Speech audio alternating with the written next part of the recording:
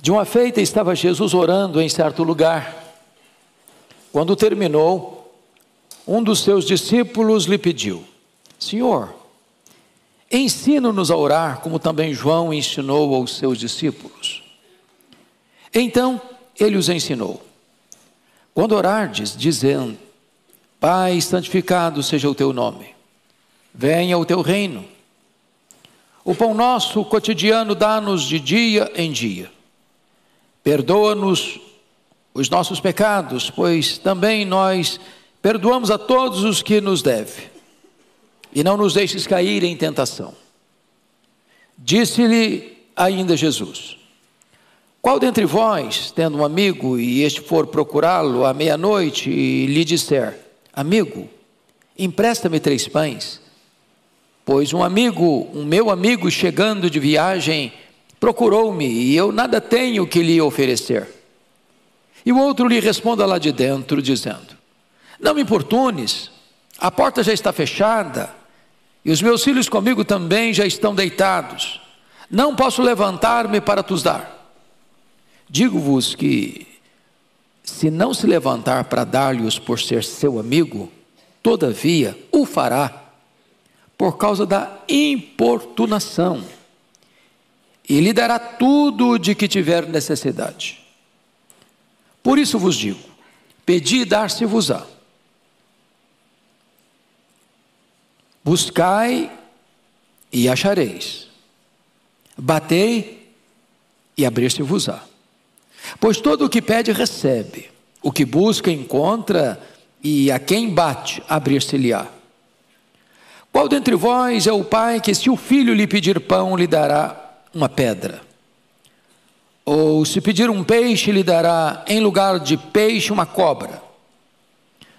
Ou se lhe pedir um ovo, lhe dará um escorpião? Ora, se vós que sois maus sabeis dar boas dádivas aos vossos filhos, quanto mais o Pai Celestial dará o Espírito Santo àqueles que lhe o pedirem? Eu gostaria então de brevemente hoje tratar com vocês sobre a importância suprema da oração. E ela não é supremamente importante agora, sempre foi. Sempre foi. Quando você vai para as Escrituras, você vai ver que os patriarcas foram homens de oração. Abraão foi um homem de oração. Isaac foi um homem de oração. Jacó foi um homem de oração. José foi um homem de oração. Você vai encontrar Moisés, o grande legislador e libertador, como um grande intercessor da nação. Você vai encontrar Josué, o grande conquistador da terra prometida, como um homem de oração. Você verá o primeiro juiz, ou o último juiz de Israel, o mais importante deles, Samuel, dizendo para o povo: longe de mim pecar contra Deus, deixando de orar por vós. Os reis mais importantes da história de Israel foram homens de oração. Davi foi um homem de oração. Salomão foi um homem de oração. Asa foi um homem de oração. Josafá foi um homem de oração. Ezequias foi um homem de oração. Josias foi um homem de oração. Aí você adentra as páginas do Novo Testamento e você verá que João Batista, o precursor do Messias, o grande pregador, era conhecido como um homem de oração. Jesus, como um homem perfeito, um homem de oração. Os apóstolos todos foram homens de oração. Os pais da igreja foram homens de oração. Os pré-reformadores foram homens de oração. Todos os reformadores foram homens de oração. Os avivalistas, os grandes missionários, aqueles que impactaram a história com a presença do Evangelho, com a pregação do Evangelho, foram homens de oração. E hoje, eu gostaria que nós pousássemos os olhos e concentrasse nossa atenção no texto que trata de oração. E a primeira coisa a destacar é a primazia da oração. Então veja comigo no verso 1, algo interessante. Todos nós conhecemos João Batista como profeta e pregador. Essa é a grande marca dele. Mas é curioso que, muito embora os evangelhos não relatem nenhuma oração dele, aqui quando Jesus está orando, aproxima-se dele um discípulo, e a Bíblia não diz que discípulo foi este. E esse discípulo faz uma pergunta para Jesus, um pedido para Jesus. E o pedido é bem específico: Senhor, ensina-nos a orar. E ele linka isso, como também João ensinou os seus discípulos. Então João, o grande pregador, o grande profeta, o maior homem dentre os nascidos de mulher no conceito de Jesus, não só era um homem de oração, como ele também ensinou aos seus discípulos a orarem. E foi o exemplo de João, e muito provavelmente este era um discípulo de João no passado, que fez o pedido. Agora se aproxima de Jesus e não pede: Senhor, ensina-nos a pregar. Senhor, ensina-nos a falar bonito para atrair as multidões. Senhor, ensina-nos a fazer milagres. Não, o pedido foi este: Senhor, ensina-nos a orar. E por que eles fizeram esse pedido? Não só porque João ensinou os seus discípulos, mas porque Jesus, como homem perfeito, eles viram Jesus comprometido com oração. O evangelista Lucas, que retrata a humanidade perfeita de Jesus, é o evangelista que mais destaca a vida de oração de Jesus. Ele orou no seu batismo. Ele orou quando a multidão vinha ao encontro dele para serem curadas das suas enfermidades. Ele se retirou para um lugar deserto para orar. Ele passou a noite toda em oração quando foi escolher os 12 apóstolos. Ele orou lá em Cesareia de Filipe, antes de fazer a pergunta para os discípulos: quem dizem os homens ser o Filho do Homem? Ele orou lá no Monte da Transfiguração, quando o seu rosto resplandeceu e as suas vestes resplandeceram como a luz. Ele orou por Pedro, quando Satanás tentou enredá-lo para peneirá-lo como trigo. Ele orou por Pedro. Ele orou no Getsêmani, com sangrento suor, na mais titânica batalha da história da humanidade. Ele orou lá na cruz, e por 2 vezes. A primeira e a última palavra da cruz foram 2 orações. Primeiro, intercessória: Pai, perdoa-lhes, porque não sabem o que fazem. A segunda, de rendição: Pai, nas tuas mãos eu entrego o meu espírito. Agora aqui, esse discípulo está pedindo prioritariamente para Jesus: Senhor, ensina-nos a orar. Talvez eu esteja falando aqui para homens e mulheres que têm longa experiência com Deus, anos de vida cristã. É possível que eu esteja falando aqui para homens e mulheres que têm experiências marcantes de vitórias, como ouvimos agora do Salmo 44, da vitória de Deus em resposta à oração. Mas eu quero hoje ousar-me a dizer a você hoje, a mim, a todos nós estamos precisando de nos matricularmos na escola de oração de Jesus. Eu quero aprender com Ele, eu quero aprender dEle, eu quero aprender aquilo que a palavra de Deus tem para me ensinar sobre esse assunto. E quando Jesus então vai atender a esse pedido, Ele vai ensinar uma oração modelo. E aí eu convido você para olhar comigo no verso 2. Então Ele os ensinou: quando orardes. E eu gosto da expressão quando orardes, porque não diz se orardes. A oração não é uma opção. A oração não é apenas para um grupo de intercessão da igreja, como se houvesse só um grupo da igreja que tem experiência ou conhecimento ou vivência da oração. A oração é uma experiência da respiração da alma de todo crente. Quando orardes. E aí ele vai tratar desta oração, normalmente Mateus que traz essa oração completa, Lucas faz apenas um resumo daquela oração que Jesus ensinou. Ele vai tratar de 10 partes. Aqui há uma declaração que diz respeito ao ser a quem oramos: Pai nosso que estais nos céus.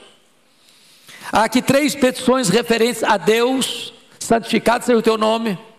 venha-nos o teu reino, seja feita a tua vontade.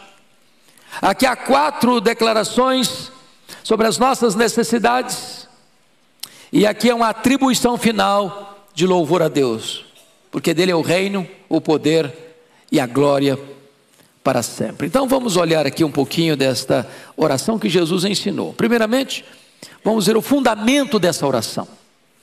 E no fundamento dessa oração, está escrito aqui, versículo 2: Pai, santificado seja o teu nome. E eu gosto dessa expressão, porque a primeira coisa que a oração vai ensinar para nós, e é tão importante isso, é que as nossas orações, via de regra, são muito focadas em nós, e não em Deus. Nós pedimos muito para nós. Nós já chegamos fazendo pedido: Deus, me dá isso, me dá aquilo outro.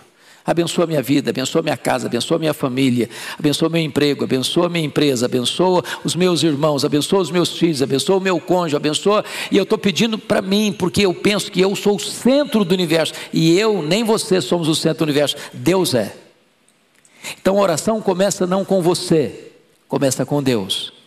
Começa não com as suas necessidades, começa com os interesses de Deus. A oração não começa com aquilo que vem da terra, mas aquele que são os interesses do céu. E a primeira coisa, devemos nos dirigir a Deus como Pai. Quando você diz Pai, o que implica isso?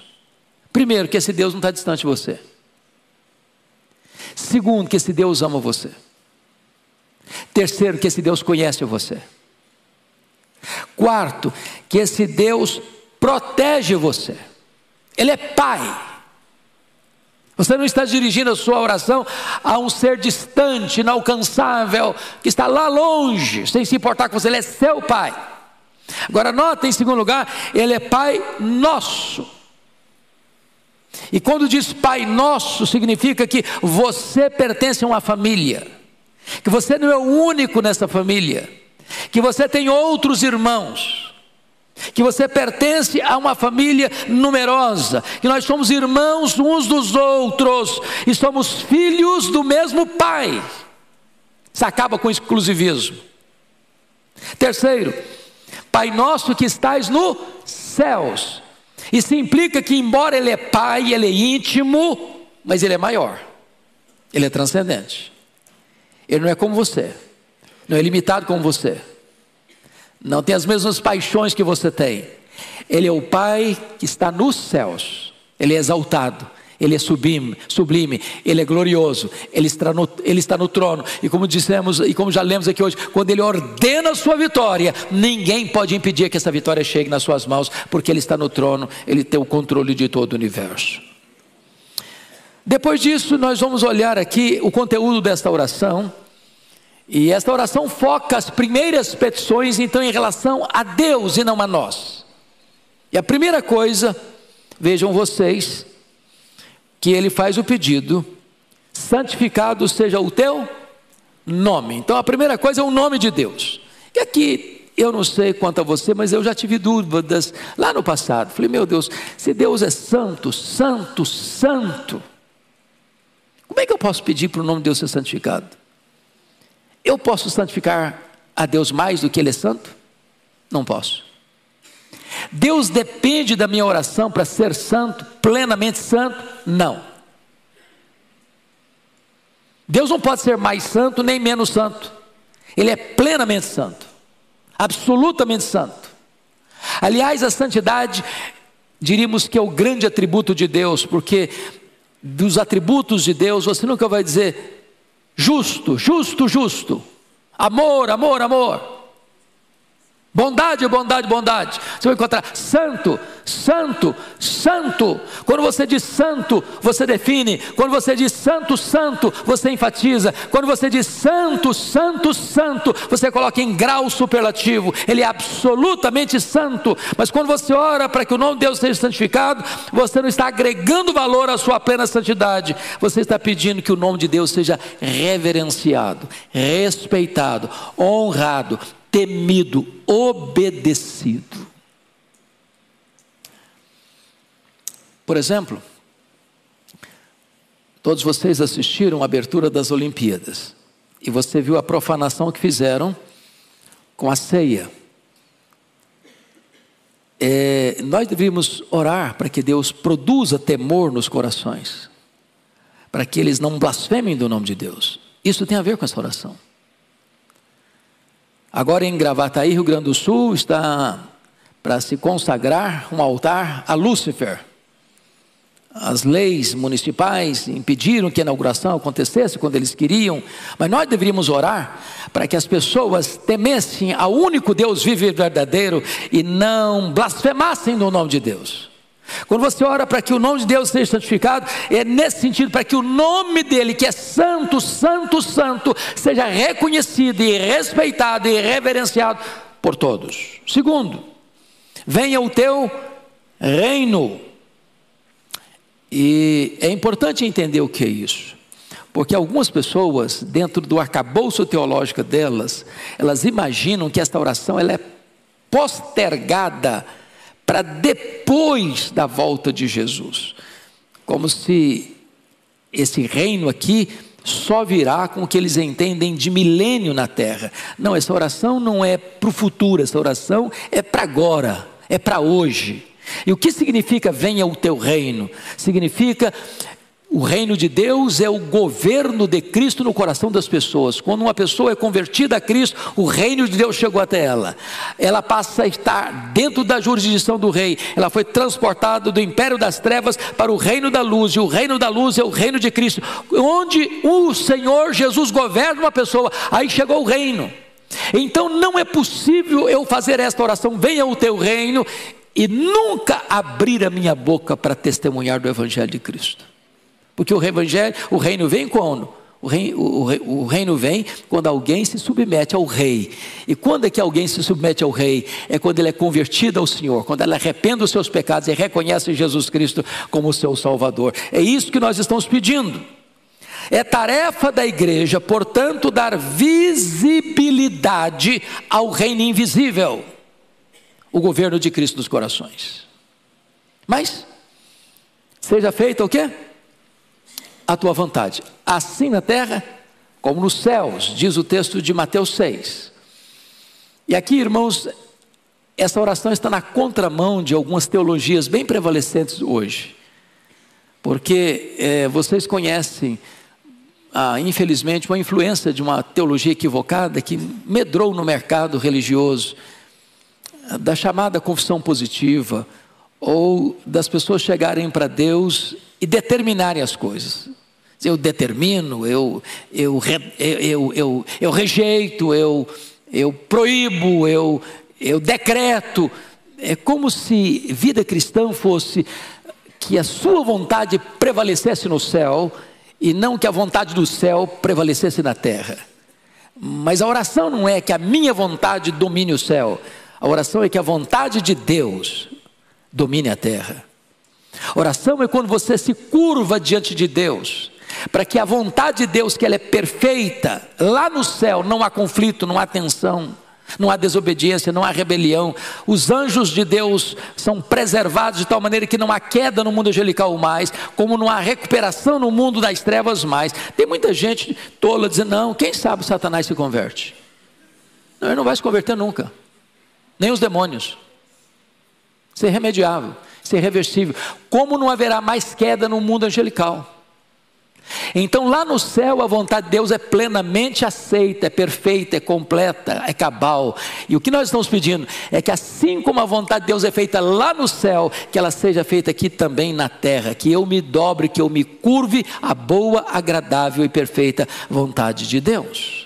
Então este é o conteúdo da oração, nas petições em relação a Deus. Mas agora, na oração de Jesus, ele vai trazer o conteúdo das petições em relação a nós. E tem 3 coisas aqui. Primeiro, necessidade presente, dívida passada, tentações futuras. É isso que eu preciso. Primeiro, necessidade presente. O que ele está pedindo para nós aí? O pão nosso, cotidiano, dá-nos de dia em dia. Agora vamos entender algumas coisas. Na petição, esse pão nosso tem a ver lá com o maná, lembra? O maná vinha todo dia. se recolhesse, essa semana eu quero dar uma descansada no final de semana, então vou recolher 3 dias para eu não ter que recolher maná todo dia. O que acontecia com o maná? Apodrecia. O que Deus queria ensinar ao povo? Que você precisa depender de Deus a cada semana, a cada mês, a cada ano? Não, todo dia. Então, outra coisa, Ele não está pedindo o luxo nosso de cada dia. Ele está pedindo o pão nosso de cada dia. Outra coisa, não é um pedido egoísta, o pão meu. É o pão nosso. Implica aqui que eu tenho que ser o quê? Generoso. Terceiro, não é o pão para eu acumular avarentamente. É o pão nosso para eu distribuir generosamente. Então, o que o texto está querendo dizer é que Deus é o Deus que supre as nossas necessidades diárias e não a nossa ganância insaciável. Esse é o primeiro ponto. Por pão nosso de cada dia, é claro que está embutido aqui todas as nossas necessidades físicas e materiais. Quer dizer que Deus se importa em sustentar você, em prover para você o que você precisa. Segundo lugar, a dívida passada, porque ele diz assim: perdoa-nos os nossos pecados. Lá em Mateus diz: perdoa-nos as nossas dívidas, assim como nós temos perdoados aos nossos devedores.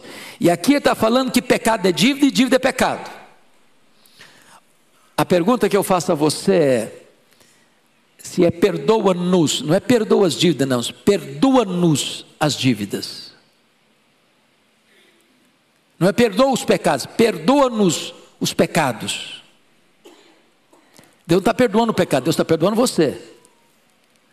Você já percebeu quando a gente vai ler o texto, a gente corta esse pedacinho? Perdoa os pecados, não é perdoa os pecados, perdoa-nos os pecados, perdoa-nos as dívidas. A pergunta que eu faço a você é essa: qual é o tamanho dessa dívida que você e eu temos com Deus? Como nós poderíamos pagar essa dívida? Que dinheiro seria o suficiente para pagar essa dívida? Ou qual a montanha de sacrifícios que eu poderia fazer para quitar essa dívida? Quanto de oferta eu teria que dar para Deus para que essa dívida fosse quitada? E a resposta das Escrituras de Gênesis e Apocalipse é que eu não tenho como pagar essa dívida. Ela é impagável. Na parábola de Jesus, que ele ilustrou, é como se fosse uma dívida de 10.000 talentos lá no primeiro século, que representava 150 mil anos de trabalho, ganhando 1 denário por dia, que era o salário da época. Ou seja, impagável. E o que ele está pedindo? Perdoa-nos as nossas dívidas. De que maneira?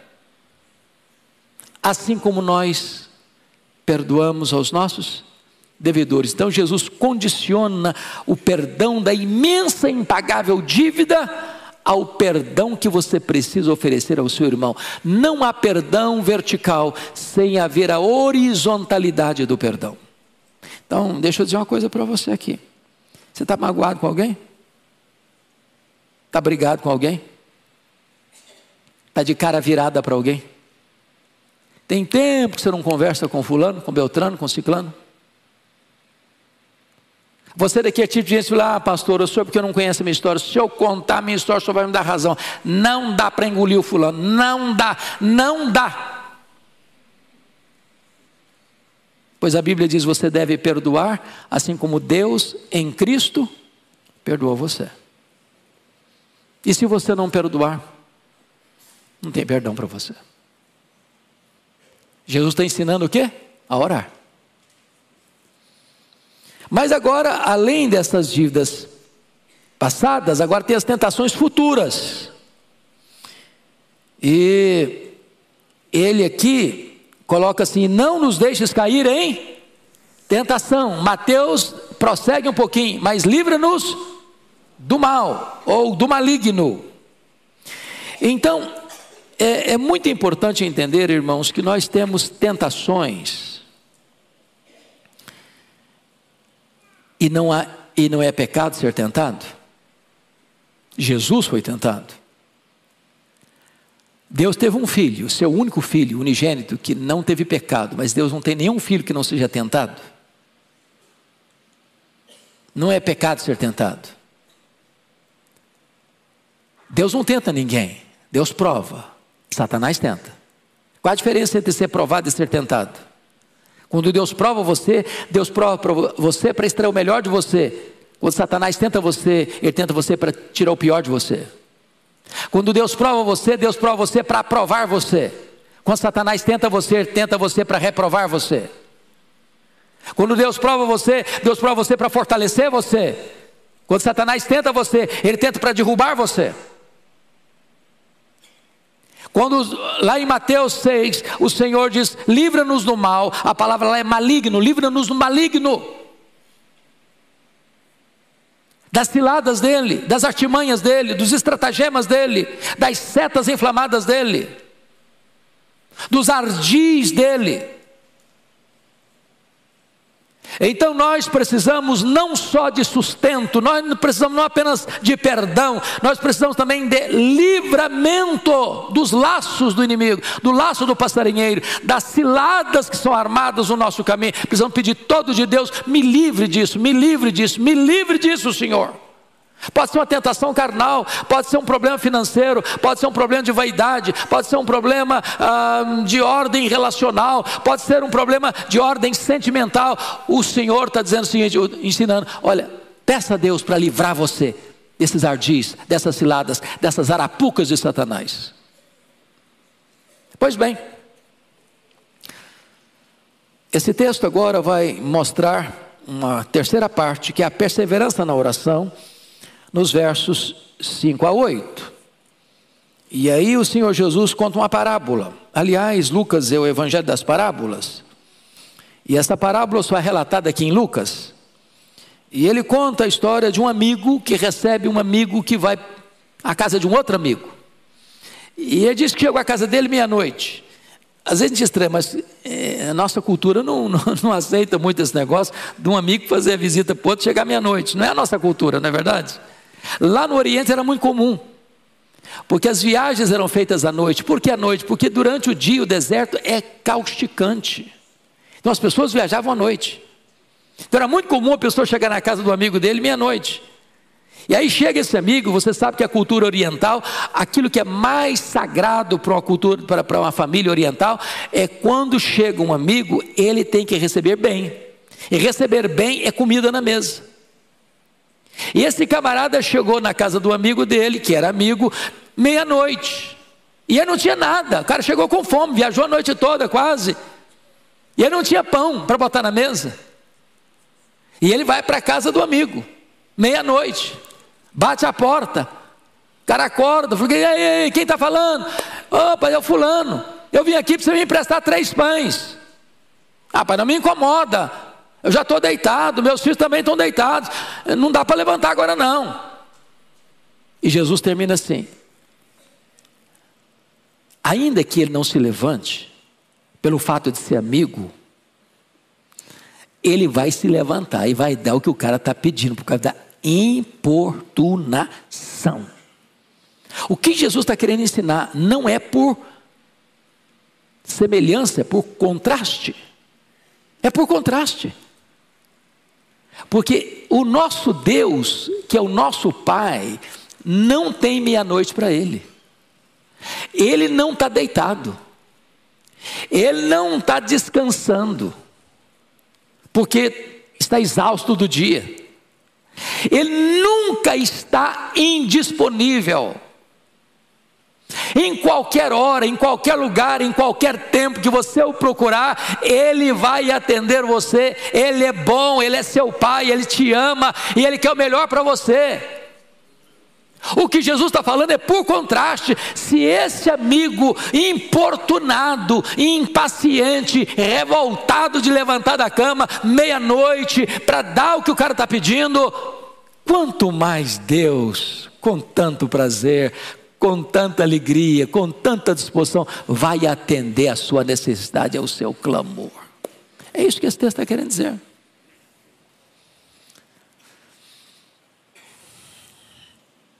Pois bem, deixa eu encerrar, tratando agora da promessa da oração, versículos 9 a 13. Por isso vos digo, pedi, dar-se-vos-á, buscai e achareis, batei e abrir-se-vos-á.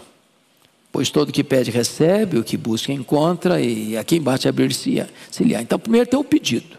Eu só chamo a sua atenção para o verbo pedi, buscai e batei.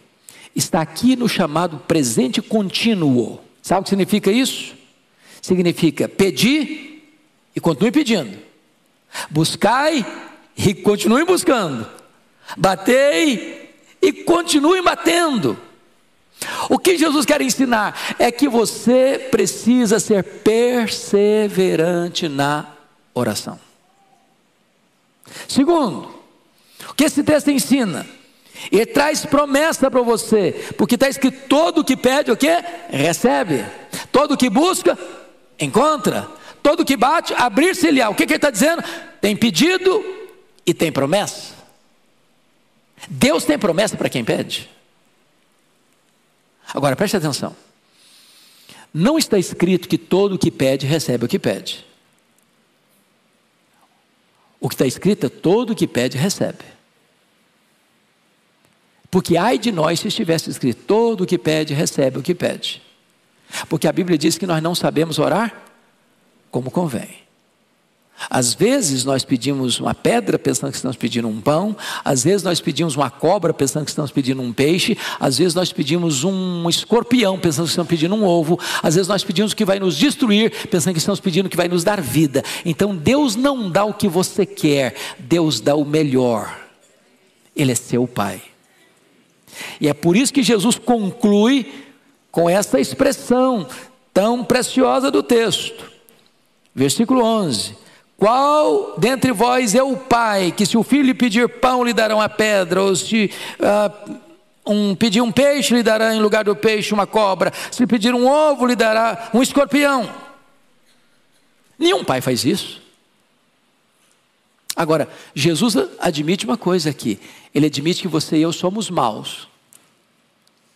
Se vós que sois maus, são os pecadores.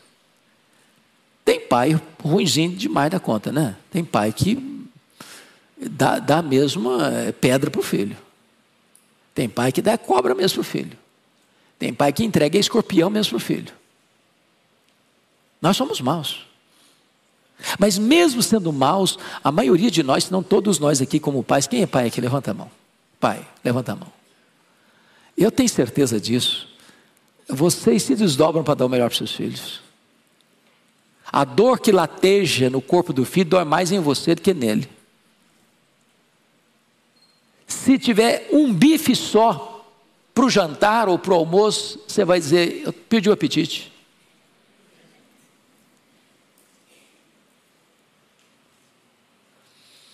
O meu pai foi um desbravador na região que ele viveu, lá no Espírito Santo, e ele precisava andar a pé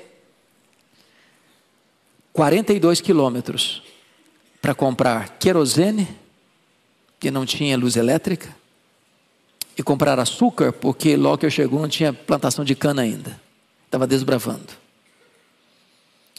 E ele não tomava o café com açúcar, porque era o costume da época. Hoje é chique tomar café sem açúcar, naquela época não. Naquela época o cara era pobre mesmo, não tinha dinheiro. E ele tomava café sem açúcar, porque o que tinha, ele dava para os filhos. Então, nós, sendo maus, sabemos dar boas dádivas aos nossos filhos. E aí, por contraste agora, Jesus diz assim: quanto mais o vosso Pai Celeste vos dará o Espírito Santo a quem lhe pedirem. Note que Mateus diz as coisas boas, mas Lucas fala o Espírito Santo. Por quê? Porque o Espírito Santo é a maior e a melhor dádiva de Deus a você e a mim. Ele nos é dado em resposta à oração. Isso me deu uma pulsada na alma hoje, viu, Orivão? Meu Deus, nós já temos o Espírito Santo. Nós já somos habitados pelo Espírito Santo. Nós já fomos batizados no corpo de Cristo pelo Espírito Santo. Nós já fomos selados pelo Espírito Santo. Nós já temos o Espírito Santo em nós como o penhor da nossa redenção. O Espírito Santo já veio para morar em nós. O nosso corpo já é o templo do Espírito Santo. O Espírito Santo está nos santificando. O Espírito Santo nos deu dons espirituais. O Espírito Santo produz em nós fruto. Mas eu posso ter mais do Espírito Santo. E eu vou ter mais do Espírito Santo, ou o Espírito Santo vai ter mais de mim, se eu pedir. Se eu pedir. Tem dádiva melhor que o Espírito Santo? Tem coisa melhor do que o Espírito Santo vindo sobre nós, tomando conta da nossa vida, nos enchendo, nos transbordando? Eu não sei dar as melhores dádivas, mas o Pai Celeste dá as melhores dádivas. A melhor dádiva que o Pai Celeste tem é o Espírito Santo. Porque com o Espírito Santo você tem todos os desenvolvimentos de todas as bênçãos espirituais. Que Deus nos abençoe, irmãos, para que nós tenhamos uma vida plena de oração, que agrade ao Senhor.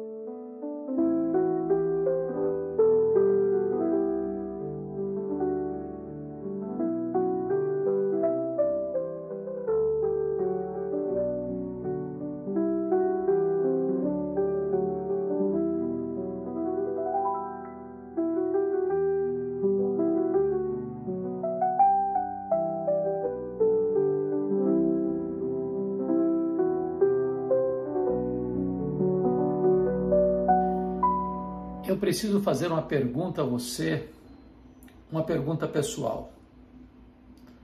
Uma pergunta relevante e absolutamente importante para a história da sua vida. E a pergunta é esta: você está cheio do Espírito Santo? Você conhece a plenitude do Espírito Santo? O apóstolo Paulo, escrevendo a sua carta aos Efésios, trata desta matéria. Ele diz no capítulo 1 que nós devemos estar cheios da pessoa de Cristo, a segunda pessoa da Trindade. No capítulo 3, ele diz que nós devemos ser tomados de toda a plenitude de Deus, Deus o Pai. Mas em Efésios 5,18, o apóstolo Paulo diz que nós não devemos nos embriagar com vinho no qual há dissolução, mas devemos ser cheios do Espírito Santo. Portanto, podemos e devemos ser cheios do Pai, do Filho e do Espírito Santo. Mas a pergunta é, você está cheio do Espírito Santo? Esta é uma promessa de Deus. Deus derramaria do seu Espírito sobre toda a carne. E então, quando essa profecia se cumpriu, lá no Pentecostes, todos os que estavam reunidos no cenáculo ficaram cheios do Espírito Santo. O apóstolo Pedro, ao levantar-se para pregar, ele diz que esta promessa não é apenas para eles que receberam naquele dia, mas é também uma promessa para os nossos filhos, para aqueles que ainda estão longe, para quantos o Senhor nosso Deus chamar. Esta promessa é atual, esta promessa é para a nossa geração, esta promessa é para você e para mim. É claro que todas aquelas pessoas que já nasceram de novo foram batizadas pelo Espírito no corpo de Cristo. Se alguém não tem o Espírito de Cristo, esse tal não é dele.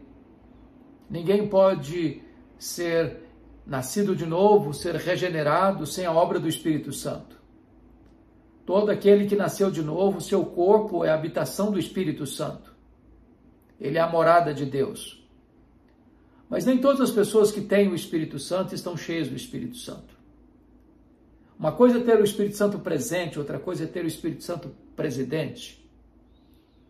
E Paulo, em Efésios 5,18, ele vai tratar desta matéria de uma maneira magistral. E ele é categórico em afirmar, e não vos embriagueis com o vinho no qual há dissolução, mas enchei-vos do Espírito. Há aqui duas ordens, uma negativa, outra positiva. A ordem negativa é, não vos embriagueis com vinho no qual há dissolução. A ordem positiva é, enchei-vos do Espírito. E aqui uma comparação, eu diria superficial, e um contraste profundo.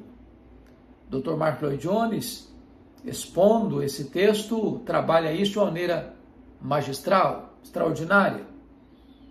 E a comparação superficial é que tanto uma pessoa embriagada, bêbada, dominada pelos eflúvios do álcool, ela está sob a influência do álcool. Ela fala, ela age, ela reage mediante a influência deste depressivo que é o álcool. Às vezes ela perde temor, timidez, às vezes se torna falante, outras vezes se torna valentona. Ela está sob a influência química do álcool. Da mesma maneira, quando uma pessoa está cheia do Espírito Santo, ela está sob a influência da pessoa do Espírito Santo. O Espírito Santo é aquele que veio para estar para sempre conosco. Ele é o outro consolador. Ele é aquele que nos guia em toda a verdade. É aquele que está conosco e dentro de nós, intercedendo por nós com gemidos inexprimíveis. É o Consolador, que nunca nos abandona e nunca nos deixa. A Bíblia diz que ele é uma pessoa, não é uma energia, ele é uma pessoa que tem todos os atributos de Deus e realiza as obras de Deus. Por ser uma pessoa, não podemos entristecê-lo. Ele não pode ter sua influência apagada em nossa vida, mas devemos ser cheios do Espírito Santo de Deus. Estarmos sob a influência do Espírito Santo de Deus. A Bíblia diz que o fruto do Espírito é amor, alegria, paz, bondade, benignidade, mansidão, domínio próprio. E desta maneira, o caráter de Cristo é retratado em nós, é forjado em nós pela obra do Espírito Santo. Precisamos andar no Espírito, viver no Espírito, obedecer ao Espírito, honrar o Espírito. Ele é aquele que está conosco sempre, conduzindo a igreja, conduzindo cada crente. Então, quando uma pessoa está embriagada, ela está sob efeito do álcool, mas quando uma pessoa está cheia do Espírito Santo, ela está sob a influência do Espírito Santo. E é um grande contraste, uma grande luta e permanente luta entre a carne e o Espírito. Se nós crucificarmos a carne, nós viveremos no Espírito. Mas se alimentarmos a carne, nós apagaremos o Espírito. Então, o apóstolo Paulo agora vai fazer o que nós chamamos de um contraste profundo. E o contraste profundo é que o álcool, ele é responsável por grandes tragédias na vida. Paulo diz, não vos embriagueis com vinho no qual há dissolução.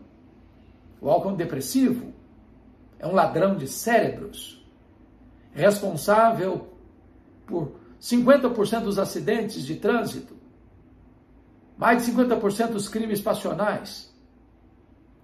E desta maneira, quando uma pessoa se torna viciada, adicta, controlada pelo álcool, ela vai arruinar sua vida, ela vai arruinar sua família, arruinar seu casamento, arruinar sua vida financeira, arruinar sua reputação, vai destruir sua própria alma. O álcool tem esse poder terrível, não só o álcool, mas todas as drogas, né? A maconha, a cocaína, o crack, as anfetaminas, tudo aquilo que vem para tirar o siso, tirar a compreensão clara, a lucidez, a capacidade de raciocínio lógico. Então Paulo diz que a embriaguez vai levar as pessoas à dissolução, a uma vida de comprometimento dos valores morais. A pessoa vai perdendo o equilíbrio, a capacidade de pensar, de refletir, e ela vai destruindo a si mesma e destruindo as pessoas à sua volta. O álcool produz dissolução. Se o álcool ele produz dissolução, por outro lado, o Espírito Santo, quando ele domina a nossa vida, quando estamos cheios do Espírito, controlados pelo Espírito, dirigidos pelo Espírito, a nossa vida vai ter marcas bem precisas. E a primeira delas é que Paulo diz que nós vamos falar entre nós com salmos, hinos e cânticos, ou seja, o Espírito Santo vai mudar a nossa linguagem, as nossas palavras. Não teremos mais palavras duras, não seremos mais fontes de intrigas, de querelas, de brigas, de contendas. Nossas palavras serão medicina para a alma. São palavras sábias, que edificam, que consolam, que constroem, que abençoam, que dão norte para a vida. Você pode saber se uma pessoa está cheia do Espírito Santo, se ela é uma pessoa cuja comunicação é abençoadora. Se quando ela chega o ambiente melhora. Se quando ela fala, ela pacifica os ânimos. Se ela é uma mensageira da paz, uma pacificadora. Mas em segundo lugar, uma pessoa cheia do Espírito Santo, o apóstolo Paulo diz que ele louva a Deus, ele exalta a Deus, ele glorifica a Deus, ele entoa louvores a Deus. Em outras palavras, a plenitude do Espírito Santo reverbera tanto na horizontalidade da vida quanto na verticalidade da vida. Em vez de murmuração, tem adoração.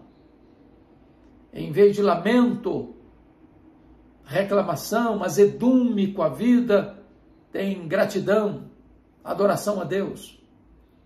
E é tão importante você parar e refletir sobre isso, porque quantas pessoas que estão entupidas de mágoas, de ranço, de ressentimento, onde a vida perdeu a alegria, perdeu o sabor, onde as pessoas vivem murmurando o tempo todo, não são gratas a Deus, não adoram a Deus, não dão graças a Deus, pela vida que tem, pela saúde que tem, pelo corpo que tem, pela família que tem, pela casa que mora, pelo pão sobre a mesa, pelos amigos, pela igreja, pela salvação em Jesus.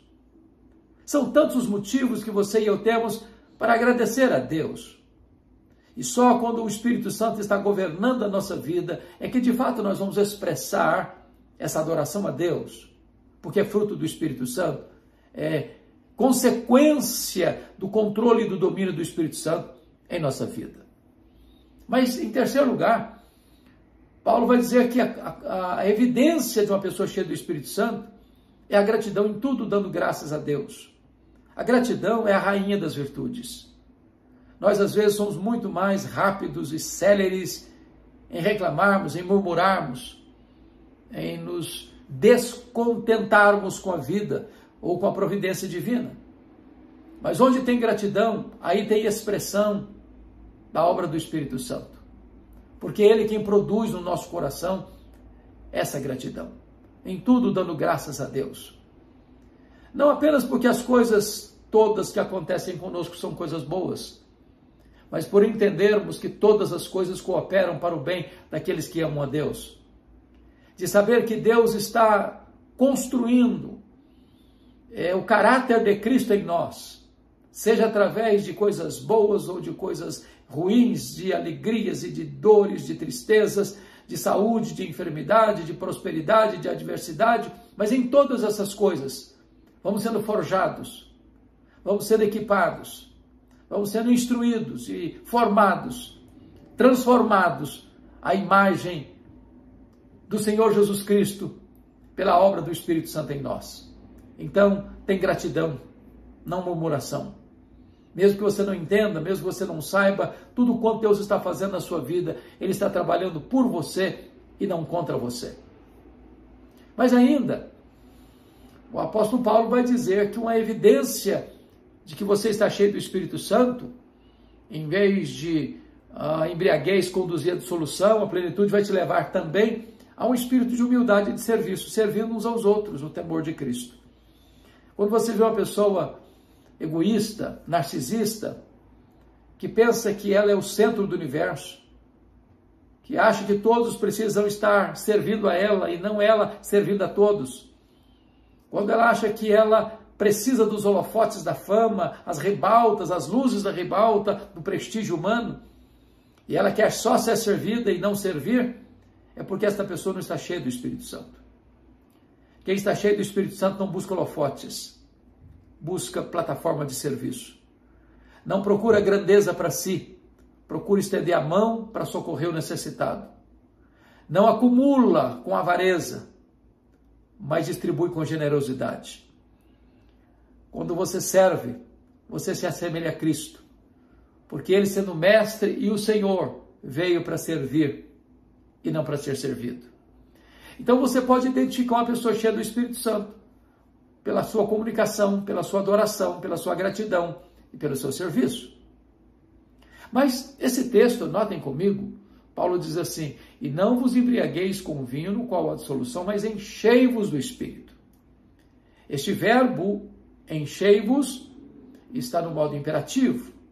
Não é uma sugestão, não é um conselho, não é um pedido, é uma ordem absoluta, peremptória, radical. Portanto, não ser cheio do Espírito Santo é um pecado. Tanto quanto estar embriagado também é um pecado. Certa feita, a Moody, nas cruzadas que empreendeu nos Estados Unidos, caminhava para uma igreja acompanhado de um diácono, quando o diácono chamou a atenção de Moody para um bêbado que estava caído na sarjeta. E Moody disse: ali estaria eu, se não fosse a graça de Deus. Então o diácono disse que tinha na igreja um problema sério para ser resolvido, porque havia uma pessoa da liderança da igreja que estava tendo problema de embriaguez. E esse membro precisava ser disciplinado. E é óbvio que sim. Mas a pergunta de Moody foi: mas e todos os outros estão cheios do Espírito Santo? Porque, na verdade, embriagar-se é um mandamento. Ser cheio do Espírito Santo é também um mandamento. Não embriagar-se é uma ordem negativa. Ser cheio do Espírito Santo é uma ordem positiva. Então, não ser cheio do Espírito Santo é um pecado de desobediência a uma ordem expressa de Deus. Mas notem comigo que esse verbo está no plural, enchei-vos. Em outras palavras, a plenitude do Espírito Santo não é apenas para algumas pessoas, para a liderança, para uma elite espiritual. Não, a plenitude do Espírito Santo ela pode vir para todos. Quando a promessa foi feita lá em Joel capítulo 2, a partir do versículo 28, o Espírito Santo viria sobre os filhos e as filhas, os servos e as servas, sobre os jovens e velhos. Em outras palavras, não tem idade sagrada. Jovens e velhos podem ser cheios do Espírito Santo. Não tem separação de gênero. Filhos e filhas vão ser cheios do Espírito Santo. Não tem separação social. Até sobre as servas, os servos e as servas, eu derramarei do meu Espírito naquele dia. Quando o Espírito Santo foi derramado lá no Pentecostes, 120 discípulos estavam reunidos no cenáculo. Os apóstolos, Maria, mãe de Jesus, os irmãos de Jesus, homens e mulheres. E a Bíblia diz que todos ficaram cheios do Espírito Santo e passaram a falar as grandezas de Deus. Então, a plenitude do Espírito Santo é para você, é para mim, é para nós. É para hoje. É contemporâneo. É necessário hoje. Está à nossa disposição hoje. Mas há uma terceira verdade nesse verbo. Está numa voz passiva. Em outras palavras, a ideia é que nós não somos o agente da plenitude do Espírito Santo. Nós recebemos a plenitude do Espírito Santo. De tal maneira que eu não posso produzir a minha própria plenitude. Eu não tenho a agenda do Espírito Santo. Eu não sou executivo do Espírito Santo. Eu não ordeno o Espírito Santo. É Ele quem comanda, é Ele quem manda. É a ideia lá de 2 Reis, capítulo 4. Enquanto houver vasilhas vazias, há azeite para jorrar. Não há limitação em Deus. Deus tem mais, muito mais, infinitamente mais para nós. O apóstolo Paulo já tinha acabado de falar que a igreja é a plenitude de Cristo. Já tinha acabado de falar que nós podemos ser tomados de toda a plenitude de Deus. Agora ele está dizendo que nós devemos ser cheios do Espírito Santo de Deus. E o Espírito Santo está pronto a encher-nos. Em havendo em nós disponibilidade, haverá mais e mais das torrentes do Espírito Santo para serem derramadas sobre a nossa vida. Não há limitação nele. A limitação está em nós. Às vezes nós limitamos a obra de Deus ao que conhecemos e ao que experimentamos, mas Deus tem infinitamente mais para nós do que tudo quanto possamos pensar ou pedir, conforme o seu poder que opera em nós. Então, esta é uma bênção e esta é uma dádiva disponível a você e a mim, e é uma ordenança de Deus. Mas há uma coisa maravilhosa aí nesse texto, esse verbo, enchei-vos, porque ele está no modo presente contínuo. Essa é uma característica da língua grega.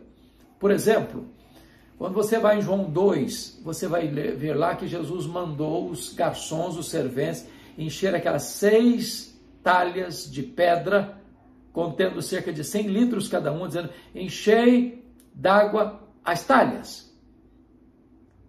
É também o verbo encher, mas lá não está no presente contínuo. Aquelas tábuas deviam ser cheias uma única vez, e não era para encher outras vezes. Não era para repetir a mesma cena outras vezes. Mas aqui, enchei-vos do Espírito, está no presente contínuo, significa que você deve ser cheio hoje, deve ser cheio amanhã, deve ser cheio depois de amanhã, deve ser cheio a semana que vem, o mês que vem, o ano que vem, a década que vem, a vida toda. Em outras palavras, a plenitude de ontem não serve para hoje. Todos os dias precisamos ser cheios do Espírito Santo de Deus. Todos os dias dependemos da plenitude do Espírito Santo de Deus. A plenitude de ontem foi para ontem, hoje precisamos de um novo revestimento, hoje precisamos de uma nova capacitação, hoje precisamos de um novo poder. E se você ler o livro de Atos, é exatamente isso que você vai constatar no livro de Atos, a igreja sendo cheia, e mais uma vez sendo cheia, e outra vez sendo cheia, e repetidamente sendo cheia do Espírito Santo de Deus. A pergunta é, você está cheio do Espírito Santo de Deus? quando o missionário John Hyde estava deixando o seu país para ir para a Índia como missionário, ele recebe um telegrama a bordo do navio. E ele abre o telegrama e a mensagem era esta: John Hyde, você está cheio do Espírito Santo? Ele ficou muito chateado com a pergunta, amarrotou o telegrama e disse: isso é uma afronta, eu sou um missionário, eu estou deixando a minha pátria, eu estou deixando os meus parentes, eu estou deixando o conforto da minha nação para ir para um outro país com uma língua diferente, com costumes diferentes, com cardápios diferentes, com dificuldades imensas. E vem essa pergunta: se eu estou cheio do Espírito Santo? Mas ele retornou à sua cabine, o Espírito Santo tocou o seu coração e ele caiu de joelhos e disse: meu Deus, eu não posso ir para a Índia sem o revestimento do Espírito Santo. E ele pediu a plenitude do Espírito Santo. E ele pediu naquele momento que Deus lhe desse a bênção de, ao chegar na Índia, batizar mais de 365 pessoas naquele ano, ganhando uma vida por dia em média para Jesus. E esta meta foi cumprida. E ele duplica, triplica e quadriplica esta meta de alcance de pessoas para Cristo. E ele experimentou milagres após milagres no seu ministério na Índia, de tantas maravilhas, de tantas e milhares de conversões, porque ele não estava fazendo a obra na força do braço, mas no poder do Espírito Santo. Não é por força, não é por poder, mas é pelo meu Espírito, diz o Senhor dos Exércitos. E eu pergunto: você está cheio do Espírito Santo? Esta bênção é para você, é para mim, é para nós. Talvez entre as chuvas de Deus e o sedento, entre as torrentes do céu e a terra seca, existem obstáculos que precisam ser removidos. E a nossa oração é que Deus nos dê um coração quebrantado, arrependido, para que os obstáculos sejam removidos, para que a chuva serôdia e as torrentes benditas do Espírito Santo sejam derramadas sobre nós nesse tempo, nessa geração. Que Deus abençoe sua vida, que Deus abençoe seu coração. É tempo de sermos cheios do Espírito Santo de Deus. Um grande abraço. Deus abençoe você.